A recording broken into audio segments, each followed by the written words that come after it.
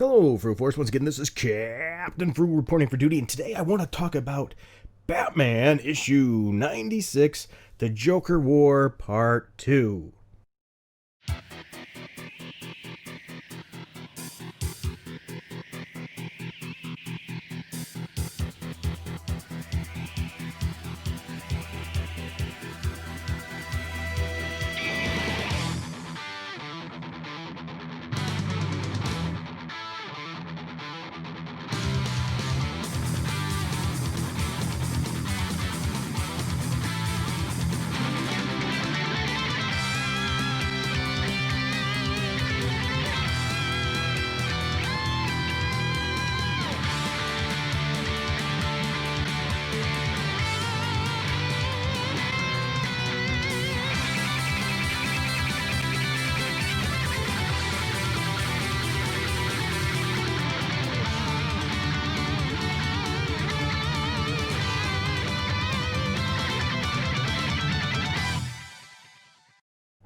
Well, Fruit Force, here we are. We have The Joker War Part 2. I'm going to be honest, full front here.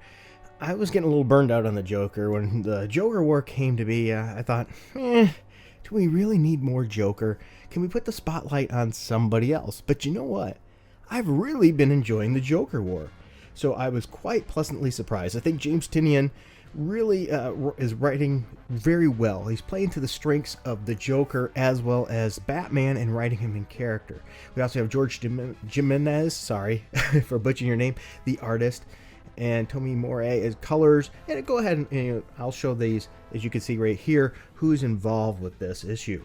So anyway, the cover, it was an okay cover. The cover didn't really set me ablaze, set me on fire, and thought this is something I have to have, but it was serviceable, so I can't really complain about that. Well, this issue picks up right after last issue, after Batman was gassed. And what we're seeing here is what appears to be Bruce's ideal vision of Gotham, is what it looks like, of his future plans on how to keep people safe. But even with that, we still see that there's terrors to behold. We have none other than Mr. Freeze, and he's attacking with his children. So we can tell this is in the future, right? And so he's fighting in this with a new Batman suit, and when Batman defeats them, boom, we get into the Batcave, and we see Alfred is still alive. So it's throwing up all kinds of flags of what the heck, Alfred's dead. We see an older, graying Batman. This is very short-lived because we get the reality is it was the gas that was messing with Batman. So it's sort of like a fever dream, if you will. There's no real reality in that. So on the next page, we get that Batman's waking up from this feverish kind of dream, and we have Harley Quinn. Yes, Harley Quinn survived. Who didn't see that coming? Let's be honest here. She's got her neck sewn up, and she's trying to deal with Batman, letting him explain to him, you've been gassed, and there's problems. Well, anyway, Joker's been broadcasting a message, and this is where we really get some interesting, usage of Batman's history. Yes, people have dived in to his parents being killed over and over again. But this is done in a really neat way, as we see this gentleman tied up here, and he's forced to read this script.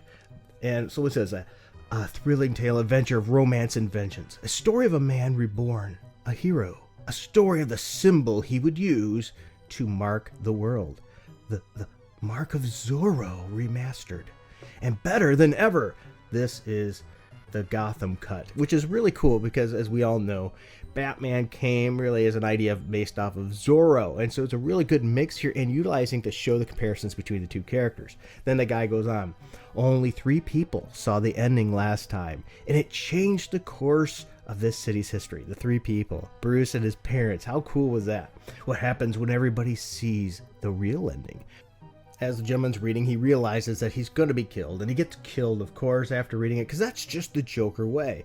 So Batman decides he has to leave, he has to take this on, and all during this time, too, he's talking to Alfred. So he realizes that he's having a psychotic break. So that gas or whatever is causing that or triggered that issue of this psychotic break, but it's still an issue he has to deal with, and it's up to him to take out his nemesis. So he goes to the movie theater, and even then he's starting to realize, wow, is this the psychotic break, or did the Joker actually set this up?